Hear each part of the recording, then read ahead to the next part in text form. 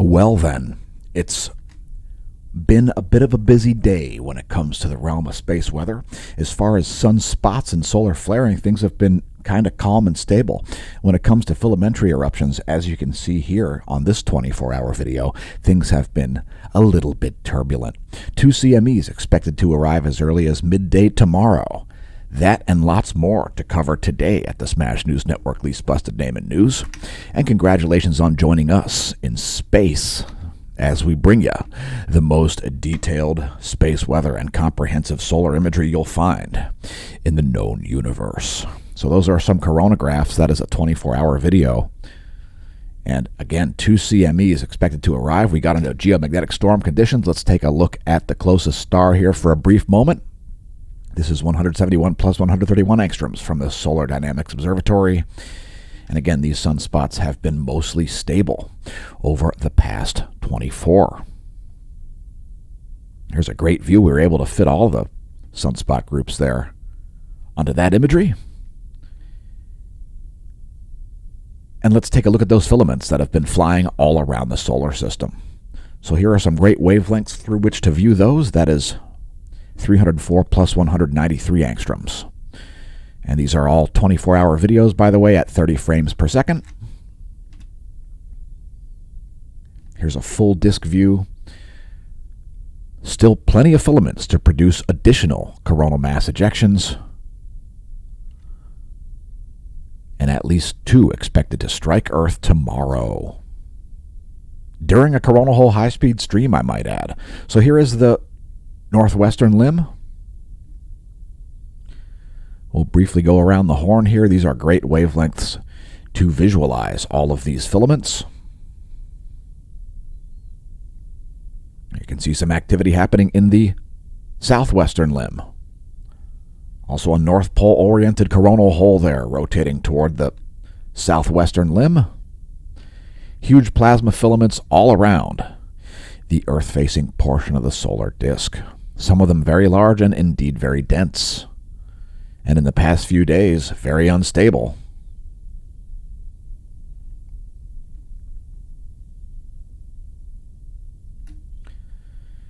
Here is the northeast. It's where the most activity has really been in the past 24 hours. And here's another zoom out to show all of the sunspots in the eastern limb. So those are definitely some money shots, and if you want to see some serious money shots in addition, check these out. So these are yesterday's images. And this is most of the day yesterday. That's 22 hours worth of imagery. And if you don't see what we're looking at, check that out. That is just berserk.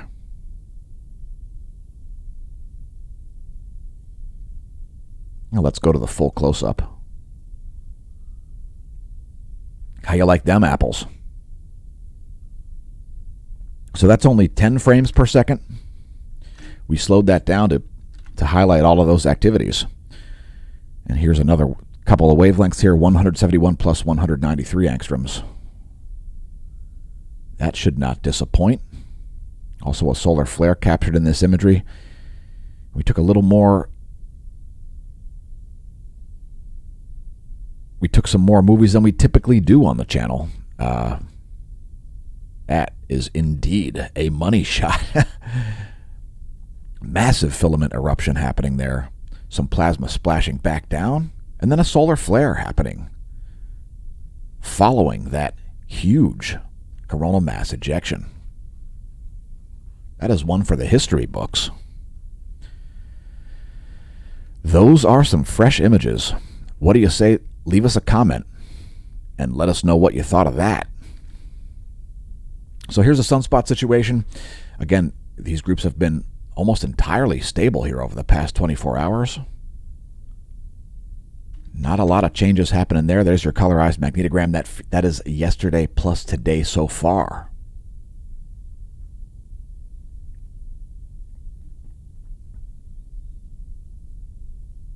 And let's take a brief look at planet Earth. The volcanoes that are erupting include Kamchatka, where Shivaluch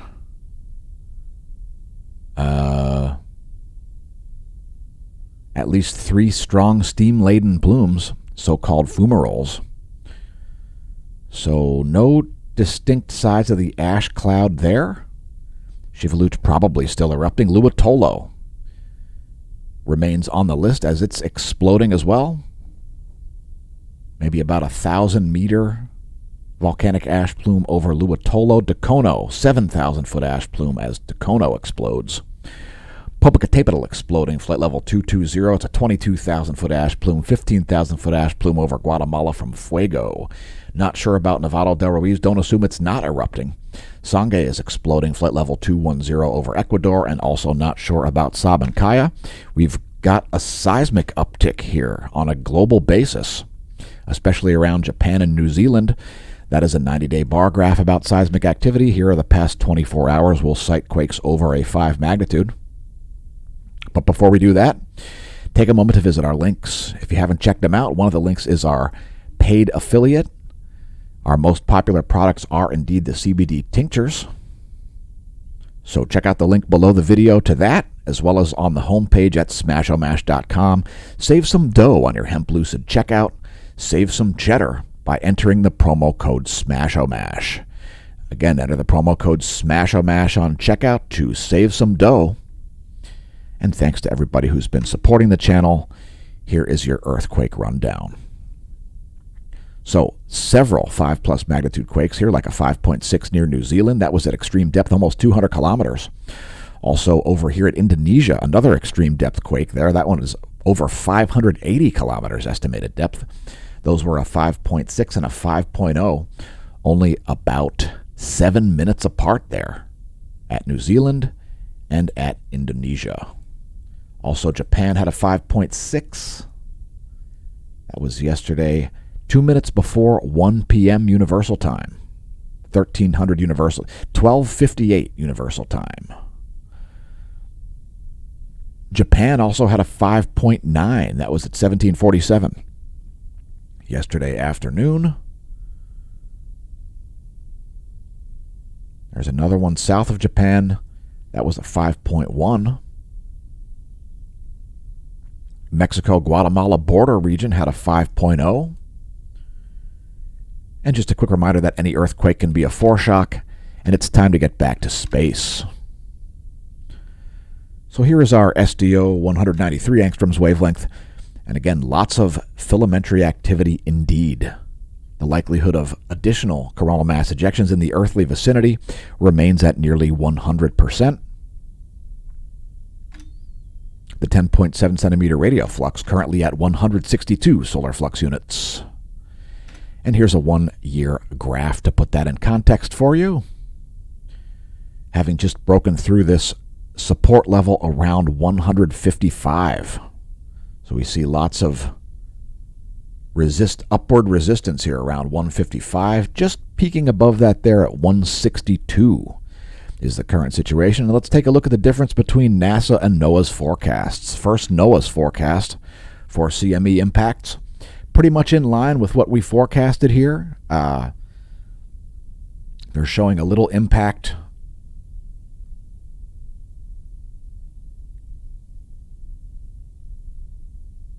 They're actually showing a little impact today. And then late in the day tomorrow, early in the day on the 8th. So that's not too far off from our forecast. Those are the NOAA CME projections, coronal mass ejection projections. Keep in mind there is a coronal hole high-speed stream mixed in there as well. And that can affect things. It can amplify, it can even de-amplify a coronal mass ejection. So that is the NOAA forecast. You can see multiple CMEs happening there, coming in various different directions and possibly co-interacting. So here's a space weather enthusiast dashboard. This is the NOAA forecast for space weather. Forecasting pretty similar to our forecast there. Showing up late in the day tomorrow on the 7th. And going through the day on Monday the 8th. So geomagnetic storm conditions expected to be kicking up here. There'll be some sporadic CME impacts likely in the coming days. That's the NOAA forecast. And here is the NASA forecast, very different in terms of where those CMEs are modeled here.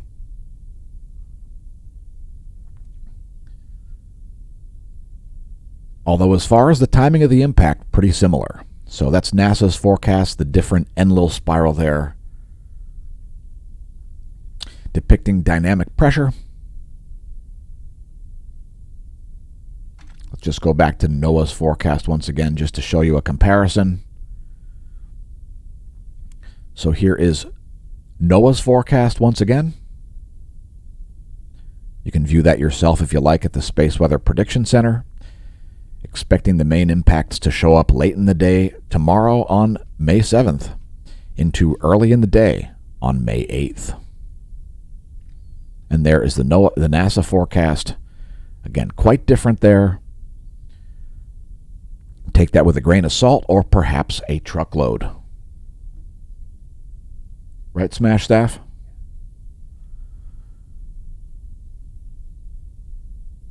All right, so continuing on here, here's the past 4 hours of Earth's magnetic moment from space. Having just come out of geomagnetic storm conditions, we reached a KP6. This is depicting magnetohydrodynamic pressure for the past 4 hours, Earth's magnetic moment from space. So it looks like a coronal hole high-speed stream and a minor CME impact perhaps mixed together here, but certainly the signature of a coronal hole high-speed stream. We'll get to it here in a moment. First, we're going to show Earth's magnetic moment from the ground for the past 4 hours. We'll show the North American view as well as the globe view. Again, since we had significant geomagnetic storm conditions there, KP6. There's what was going on over North America for the past 4 hours.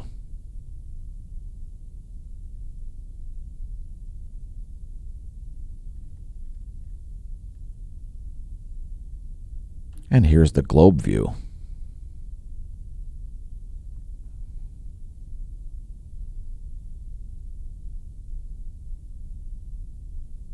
So this will depict the most likely places to see the aurorae, pipeline, railway, and power grid induction, telluric currents, etc.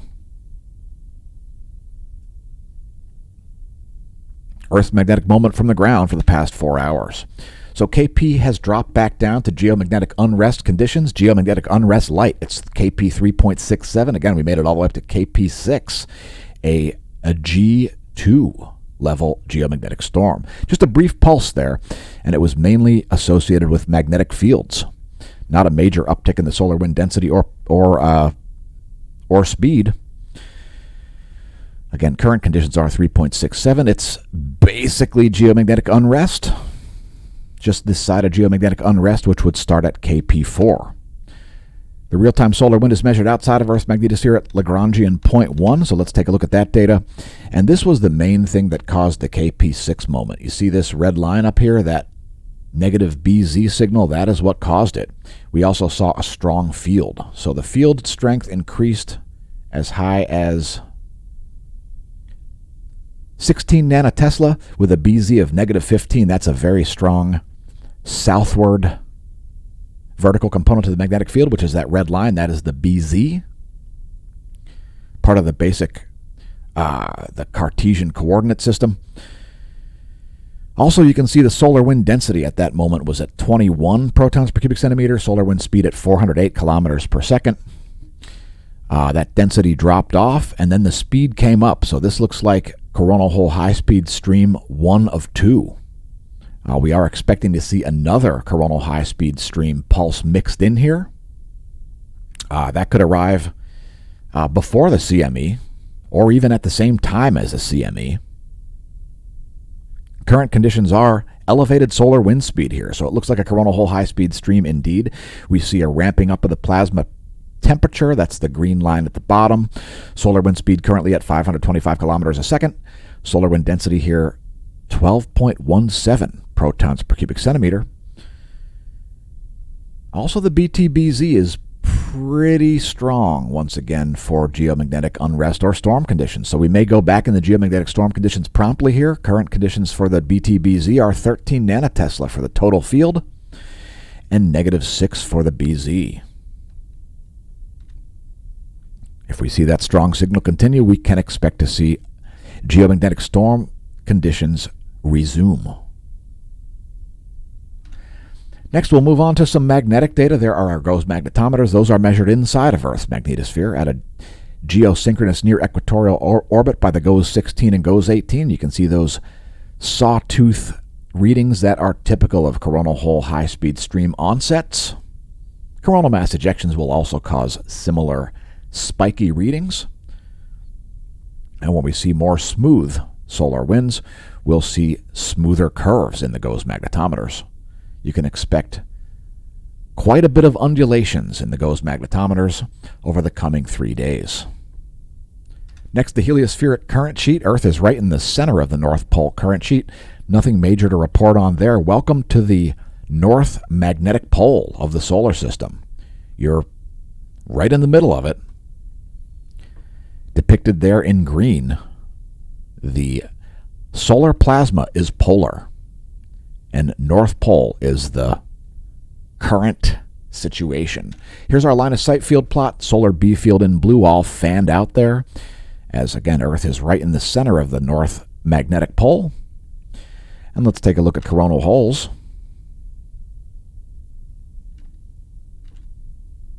Here's our line of sight coronal hole plot. And we've got North Pole-oriented coronal holes here dominating the earthly portion of the solar disk. Here's 211 angstroms, a great wavelength to view coronal holes. Again, these are all north. All of them.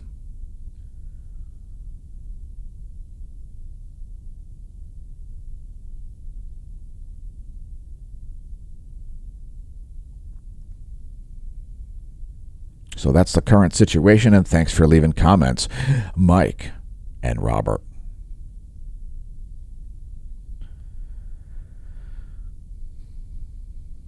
Continuing on to sunspots. There is the sunspot situation. And likelihood of large flares remains. Although as those sunspots move toward the center of the solar disk, the likelihood of a large flare actually drops. So it's not only magnetic complexity that determines the likelihood of a solar flare, it's also the proximity to the limb. In other words, sunspots outside of this circle are more likely to produce large flares than ones inside of that circle, perhaps revealing something about the physics of what stars are made of. Anyway, leaving all that aside, since it's the daily space weather, not a cosmology segment, let's take a look at sunspots with some spectacular imagery here, once again from SDO. So this is 1600 plus 1700 angstroms. Just fantastic.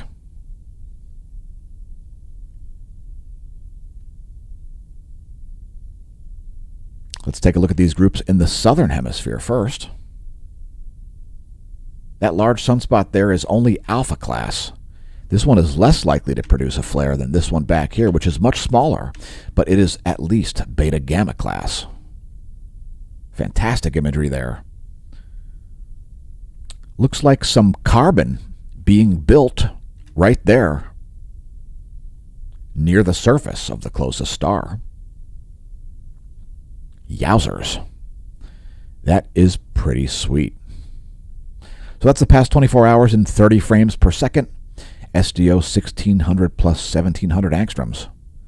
And those would be the most likely places to see large flares. Fingers crossed for more incoming space weather. Next we'll go to solar energetic particles and so on. No energetic particles here, despite all of that activity. And it's a prime time to tell our viewers that, remember folks, you don't need to see solar flares or even sunspots to see coronal mass ejections. These are separate phenomenon. No energetic particles there. No spikes in the proton flux, at least none worth commenting on. X-ray flux here has actually dropped down. That looks a little bit like an eclipse to me, so I wouldn't be surprised if this came back up to the C-class range here. But currently dropping down here into a B-class range. B9.24 is the background X-ray flux. And let's take a look at 94 plus 131 angstroms.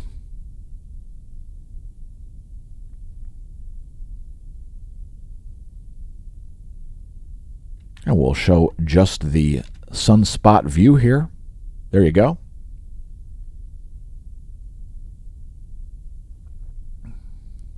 And once again, the most likely place to see a large flare is probably this group up here, or maybe this group. The plasma that those groups are suspending with their magnetic fields may be connected. So, of course, sunspots that are that close can interact with each other a bit. And let's take a look up. So this is what's going on overhead over Lehigh Valley, Pennsylvania. If you're up before dawn, you might see Jupiter and Mercury if you've got clear horizons. Saturn is up there in Aquarius, and that means something to an astrologer. I have no idea what that would mean, but maybe that means that Poseidon is I have no idea. I have no idea what that would mean.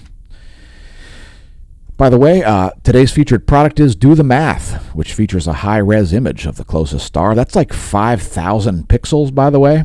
So if you do pick up this product, you will not be disappointed by the detail of the closest star. And this is basically a response to a lot of people on the internet spouting utter nonsense about not just space weather, but also cosmology and so many other things. You know, we implore you to help us to make astronomy and cosmology science again. A lot of organizations have really sucked at math.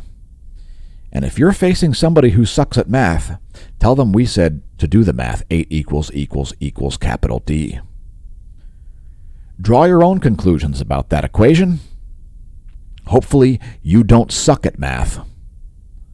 Our designs are totally sweet, and if you haven't seen them, check out the links below the video. You'll find a link to the Redbubble shop. You can also find it on the homepage at smashomash.com. And here's your solar system forecast.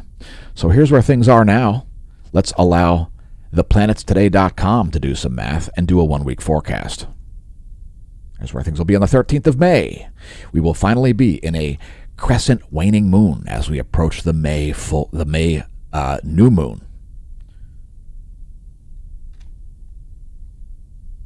Next, looking at coronagraphs from yesterday, and it was a bit of an exciting day for coronal mass ejections. So those 90 frames are going to include a lot of ejecting solar plasma, which, by the way, is mostly hydrogen nuclei. Yeah, mostly ionized hydrogen, about 90%. And the rest is mostly helium and electrons, and then a tiny bit that's left over is heavier elements, like lithium and neon and calcium and so on. So there are 90 frames from yesterday. Here are an additional 39 frames from today, and today started out with a spectacular coronal mass ejection there out of the southwest. We don't anticipate that to be containing an earthly directed component. It's sort of around the southwestern limb there, sort of on the far side, not really on the Earth side.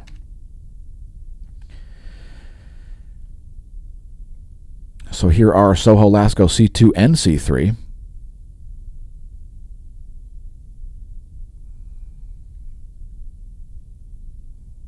Again, multiple CMEs there. I'm not going to try to break it down. I'm just going to show them to you.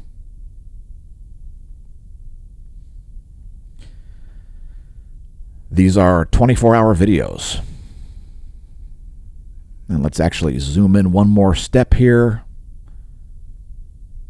You know, one of the reasons that we show the 193 angstroms, folks, is because this wavelength is good at showing plasma reorientation. And it also does show some limb darkening. So probably 193 or 304 angstroms would be the best wavelengths at the moment. You know, since we don't have stereo A at a large angle to help with the forecasting of Earth-directed coronal mass ejections. One of the ways you can do it is to look for limb darkening. So if you see plasma moving about here, it could be because it's moving toward the coronagraph in an event known as a stealth coronal mass ejection.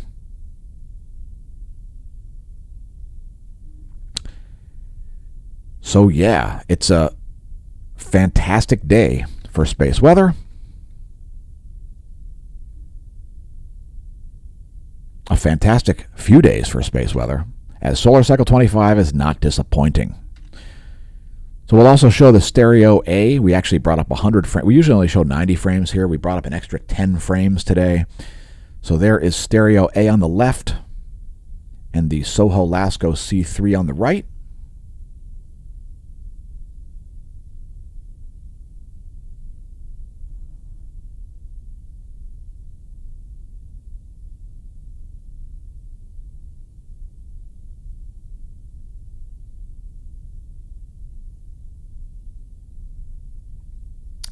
You might hear some stuff about coronal mass ejections today.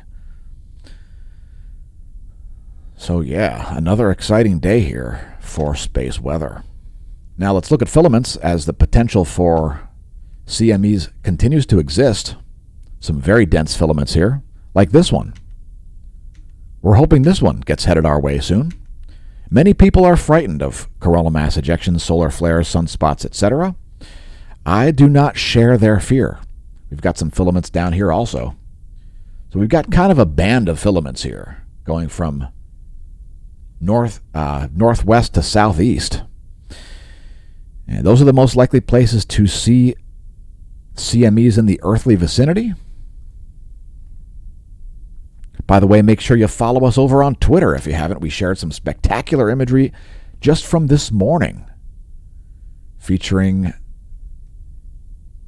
the aurora. So lots of northern lights on our Twitter feed from today. You'll find us all over the internet at Smashomash. And let us know what your favorite social media is in the comments, if you've got one. Why isn't it playing? There it goes. So that's the past couple of hours there from the GOES 16 SUVi, 304 angstroms. Which brings us to our bonus feature segment. So first we're going to check out the space weather enthusiasts, not the space weather enthusiasts, the satellites community dashboard. We do have some surface charging hazards here. In the Eastern Pacific, those are caused by low energy electrons building up on the outsides of spacecraft. Surface charging hazards there, highlighted on the satellite's community dashboard. And the GOES electron flux has dipped. It has cratered, as we forecasted yesterday. It's a pretty easy forecast to make if you understand the relationship between the different variables. And like we said yesterday, you'll see this down here. Instead of where that green box is, that will be the forecast. And to the viewer who commented on talc. Yeah, talc. Talc is the other end of the hardness scale. So yeah, talc is a very untrustworthy and greasy element that is very soft, the opposite of a diamond, which is, of course, a carbon lattice structure. Talc versus diamonds. Understand the difference. It's a geology dig. And the pun is intentional. Here's the one-year chart of the relativistic electrons as we come off of the longest low and longest high of the past year. You can view that yourself at solon.info/solar if you like. And next we'll show the F-layer of the ionosphere where those electrons are measured. So here is the vibrational frequency, and we're seeing massive anomalies here in the ionosphere. So it didn't even have a chance to calm down entirely from the last major geomagnetic storm, and now it's puffing back up again.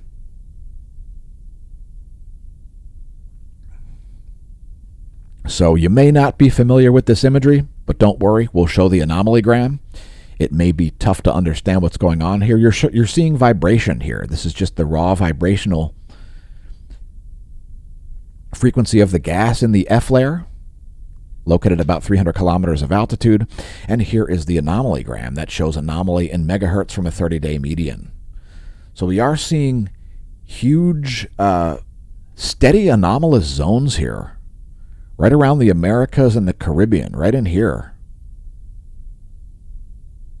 Some vast variations happening there, all in a sort of a constrained area. So that is not quite normal. You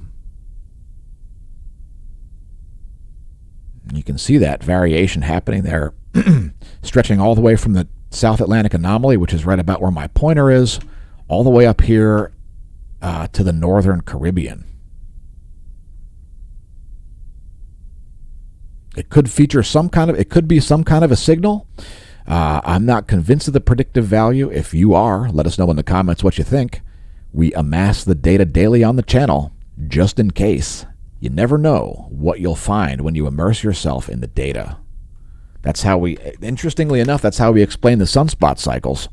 I immersed myself in the data, and I realized that I think I have discovered the mechanism that underlies the solar sunspot cycles. It's kind of creepy. It's the whole theory is a pile of crap. CRAPF. Anyway, there's the latest image. That's 11:30 Universal Time ionogram and 11:30 Universal Time anomalygram. You can see anomalies continuing here, more so in the southern hemisphere than the north. We'll also show the total electron content. We've got the North American total electron content back. Here is the worldwide view. The free electrons to about 12,500 miles of altitude.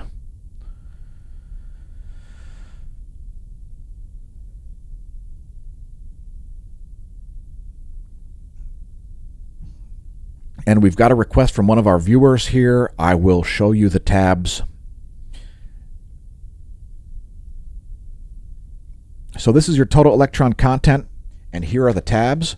And so that's like 62 tabs right there, and I've also got a second browser open. That is the Edge browser. So about 20 tabs open in Edge browser as well. So two browsers there, a total of about 90 tabs. And by the way, we don't need more RAM. We're getting a new PC today. It's getting delivered today. We may be using it as early as tomorrow for the daily space weather content. So like I said, we've also got the North American total electron content forecast. We're going to show just the anomalogram, and maybe this has some predictive value. I don't really have any interest in trying to forecast earthquakes on a global basis. It's a little bit too complicated with all the other things I've got going on, but perhaps we can forecast earthquakes over the U.S. So you are indeed seeing some high electron content anomalies there. That is the difference from the 10-day average depicted in that anomalogram. High electron anomalies in red, low electron anomalies in blue this time.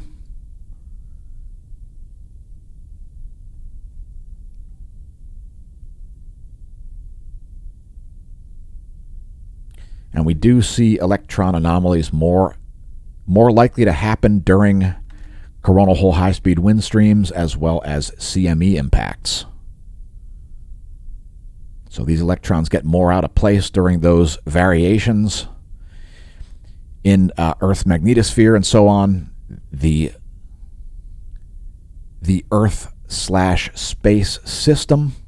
That's what's going on with the total electron content.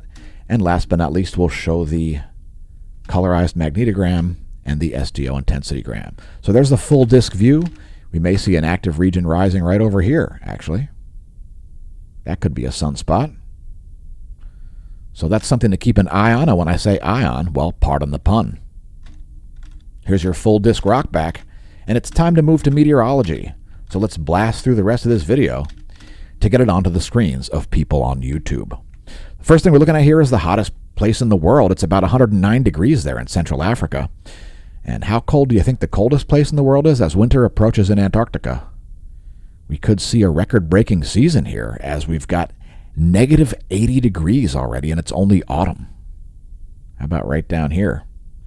Negative 83.2 degrees Fahrenheit there in the southernmost, highest, driest continent.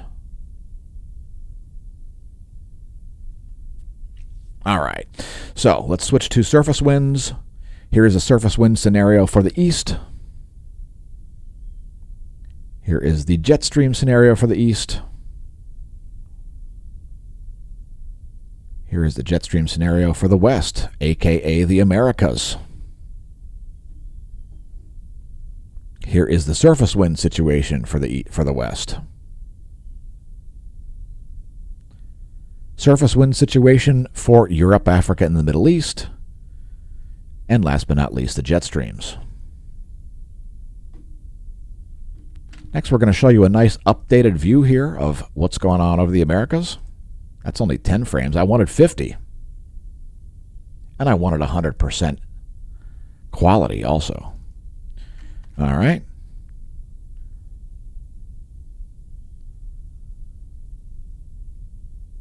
As we zoom in closer and closer to the lower 48, there's the South Pacific and the South Atlantic. Here's the equatorial Pacific and Atlantic.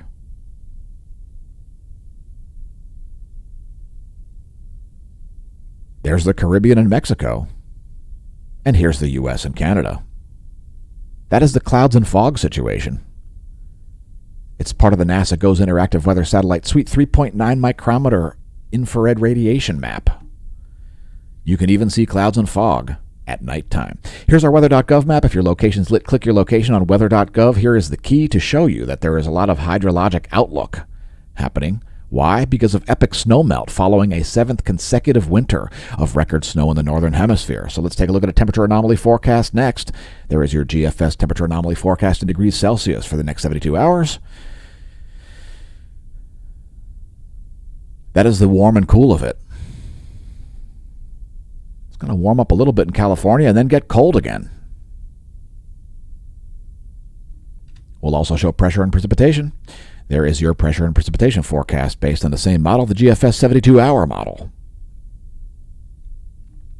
Let's take a look at soil moisture next, courtesy of windy.com. And it is very dry at St. Louis, the center of the country there, featuring about 2.5 inches less rain than normal. Most of the rest of the country there, a little bit anomalously moist. Places like Nevada. California's drought has indeed ended. That's windy.com moisture anomaly map. You can find that yourself on windy.com if you like. They have a great mobile app that you can download. And here is the current lightning situation. We do have a strong storm here near Baton Rouge again, kind of like yesterday. And let's take a look at the current lightning strikes. That is a lot of lightning strikes. So it's a very highly concentrated storm here. And Baton Rouge, you are in the crosshairs. Dag. That is a properly berserk thunderstorm. Look at all the strikes. That is out of control. Looks like it might be intensifying since we did show prep.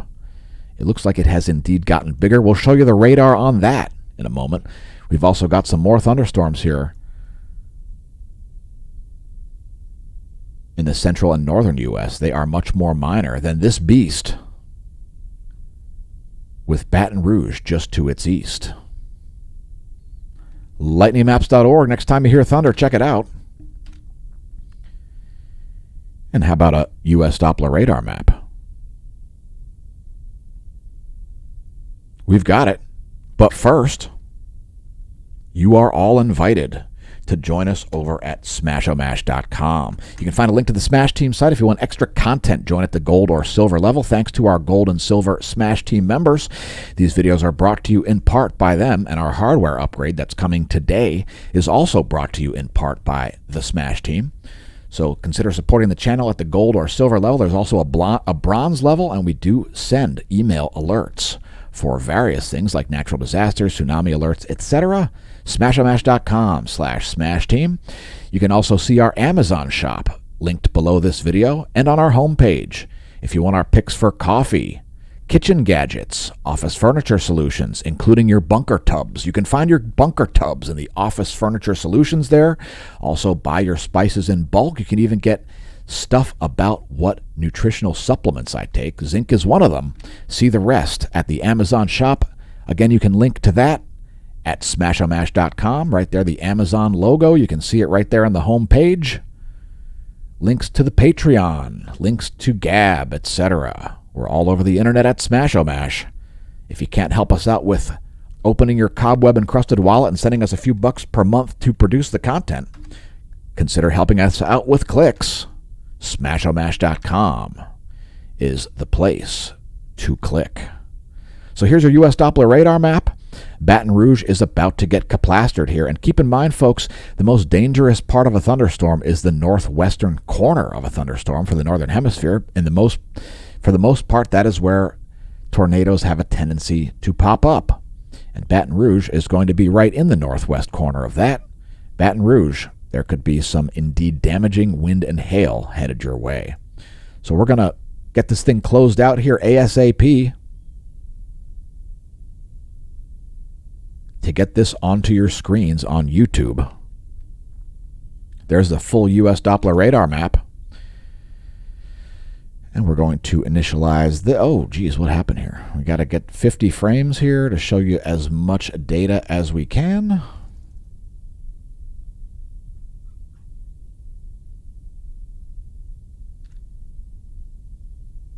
And basically, these animations can time out. So to get you the latest data that we're able to, we initialize these on the fly. Anyway, here's your recap. There is the U.S. Doppler radar map. Attention, Baton Rouge. You are in the crosshairs. Here is clouds and fog.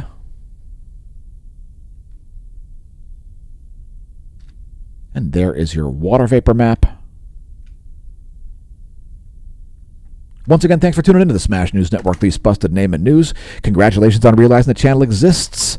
I've been your host, Dan, a.k.a. Smashomash, and may that solar wind be at your back.